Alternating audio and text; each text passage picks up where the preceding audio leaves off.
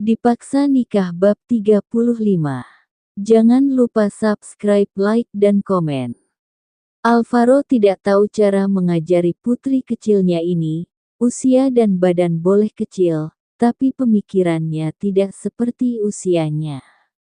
Bocah di hadapannya ini sungguh langkah dari banyak bocah di luar sana. Pemikirannya sudah sama seperti orang dewasa. Bahkan perkataan yang keluar dari mulutnya sungguh kena telak di hati. Kenapa bocah ini sangat pintar berkata? Apa ini ajaran Dinda? Tapi kayaknya tidak mungkin. Atau papa dan mama? Lebih tidak mungkin. Lalu siapa mengajarinya? Batin Alvaro berpikir keras memandang lekat Kanaya. Bocah kecil tersebut tidak memperdulikan pandangan dedinya. Ia sibuk mengotak-atik laptop Alvaro. Saat ini yang ia lakukan adalah mencari tahu dua wanita ular yang membuat mominya menderita. Kanaya sudah mengetahui apa yang menimpa Dinda.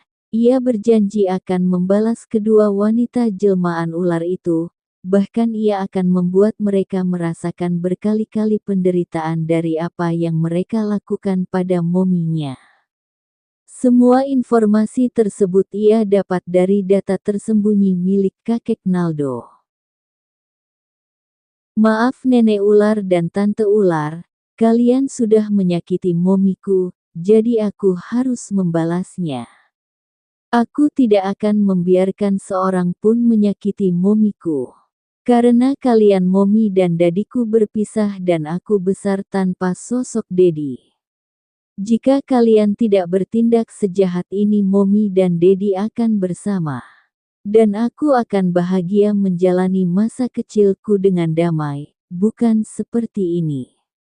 Batin Kanaya. Dinda terdiam mematung. Melihat diamnya Dinda, Wulan yakin wanita di hadapannya ini pasti akan menolak. Mana ada wanita yang ingin menjadi ibu dari anak haram yang tidak jelas siapa bapaknya. Dinda menarik nafas panjang, perlahan menghembus pelan. Baiklah kakak mau, tapi dengan satu syarat. Katanya menatap serius pada Wulan.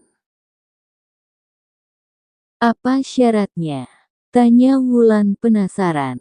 Kamu harus menjadi wanita kuat, jangan pernah menyerah dengan keadaan yang terus mengujimu. Jawabnya. Iya, Kak. Saya janji akan menjadi wanita kuat dan tidak akan menyerah apapun keadaan yang menimpa saya. Janji Wulan tersenyum. Ia tidak menyangka syarat dari Dinda begitu mudah. Bahkan syarat tersebut untuk diri sendiri. Bagus, kakak senang dengarnya. Sekarang kamu istirahatlah, setelah sembuh kamu akan ikut tinggal bersama kakak. Kata Dinda membelai lembut anak rambut wanita di hadapannya. Apa tidak merepotkan, kakak? Ragu Wulan. Tidak. Kamu jangan khawatir, keluarga kakak orangnya baik-baik. Mereka pasti senang dengan kehadiran kamu. Dinda meyakinkan. Wulan, ia tahu saat ini wanita di hadapannya ini khawatir dengan keluarganya yang akan menerima atau tidak dengan keberadaannya. Benarkah? Makasih kak. Saya bersyukur di saat seperti ini. Saya bisa bertemu dengan orang baik seperti kakak. Hati kakak sungguh seperti malaikat. Saya yakin mantan suami kakak pasti menyesal sudah menyia-nyiakan wanita baik berhati malaikat seperti kakak. Ujar Wulan. Mendengar penuturan Wulan, seketika Dinda terdiam. Ia kembali teringat pada Alvaro, dedi dari putrinya. Mengingat semua perubahan Alvaro padanya membuat ia kembali sedih. Dinda ingin perasaan ini hilang, tapi apa dayanya jika perasaan ini selalu datang seperti pencuri, masuk tanpa salam, keluar tanpa pamit. Wajahnya terlihat seperti orang yang sedang banyak pikiran. Wulan melihat perubahan pada Dinda menjadi bingung, apa perkataannya ada yang salah? Atau menyinggung? Tapi seingatnya semua perkataannya aman dan benar. Lalu apa yang membuat wajah Dinda berubah sedih? Kakak, kenapa? Pandang Wulan pada Dinda. Kakak, tidak apa-apa. Istirahatlah, kakak harus kembali ke ruangan. Jika perlu sesuatu pencet belnya, nanti akan ada suster. Kata Dinda beranjak bangun dari duduknya. Iya kak, makasih. Semangat kerjanya. Ucap Wulan memberi semangat, tidak lupa memberi senyum manis lesung pipinya. Iya, selamat istirahat. Setelah kepergian Dinda, Wulan membaringkan diri pada ranjang dan menatap langit-langit plafon ruangannya.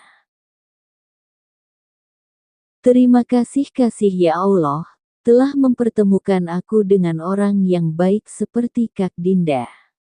Aku tidak tahu apa yang akan terjadi dengan hidupku jika tidak bertemu Kak Dinda. Aku percaya dan yakin satu hal, semua ini adalah takdir. Batinnya, tanpa terasa butiran bening kembali jatuh membasahi kedua pipinya.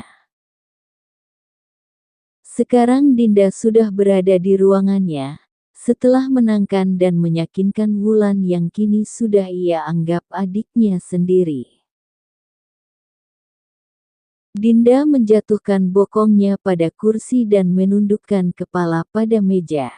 Tangan diletakkan pada kepala samping kiri kanan.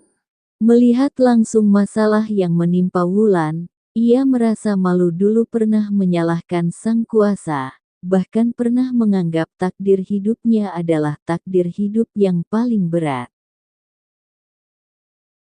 Dinda tidak menyangka ternyata ada yang lebih berat darinya, tapi ia sendiri yang tidak tahu. Apa di luar sana masih ada wanita mengalami hal seperti ini?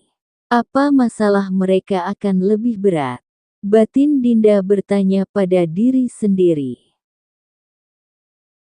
Tidak terasa jarum jam terus berputar cepat, sekarang sudah menunjukkan pukul 12 siang, waktu istirahat, bagi umat muslim melaksanakan ibadah sholat zuhur sebelum menyantap makan siang, bagi non-muslim bisa langsung menyantap. Naya, hentikan mainnya. Sekarang waktu makan siang, kita makan dulu nanti Naya bisa lanjutkan lagi setelah selesai. Kata Alvaro mengajak Kanaya makan dan melepaskan laptop yang sejak tadi tak berpindah dari hadapannya. Iya Dedi, sedikit lagi, berikan ponsel Dedi pada Naya. Pintar Kanaya meminta ponsel Alvaro. Untuk apa? Tanya Alvaro. Telepon Momi. Buat. Naya hanya mau ingatkan Momi untuk makan siang. Naya takut Momi lupa. Jawab Kanaya. Mendengar jawaban dari putri kecilnya, tanpa basa-basi ia segera menyodorkan ponselnya. Makasih Dedi. Mengulurkan tangan menerima ponsel, tidak lupa menunjukkan senyum manisnya sebagai tanda sayang. Sama-sama, sana cepat hubungi Momi. Perintah Alvaro. Oke, jawab Kanaya, sembari menghubungi Dinda. Kali ini ia melakukan panggilan video call, ia ingin melihat wajah Mominya. Assalamualaikum Momi. Salam Kanaya pada obrolan video call yang sudah tersambung. Waalaikumsalam sayang. Jawab Dinda membalas salam putrinya. Momi, kenapa dengan dahinya? Kenapa diperban seperti itu? Apa Momi terluka? Siapa yang melukai Momi? Ayo katakan. Tanya Kanaya dengan segudang pertanyaan yang membuat Dinda bingung harus menjawab yang mana. Alvaro mendengar ucapan Kanaya jika Dinda terluka langsung merampas ponsel dari tangan mungil Kanaya tanpa melihat wajah putri kecilnya saat ini kesal dengan ulahnya. Melihat perban di dahi Dinda, Alvaro khawatir. Apa yang terjadi sama kamu, Dinda? Kenapa bisa terluka seperti itu? Kenapa tidak memberitahuku? Apa kamu baik-baik sekarang? Tanya Alvaro tidak kalah dari Kanaya dengan segudang pertanyaannya. Di seberang sana, Dinda bingung dengan kedua orang ini, kenapa memberi segudang pertanyaan seperti ini tanpa jeda. Sekarang ia pusing harus menjawab dari mana dulu.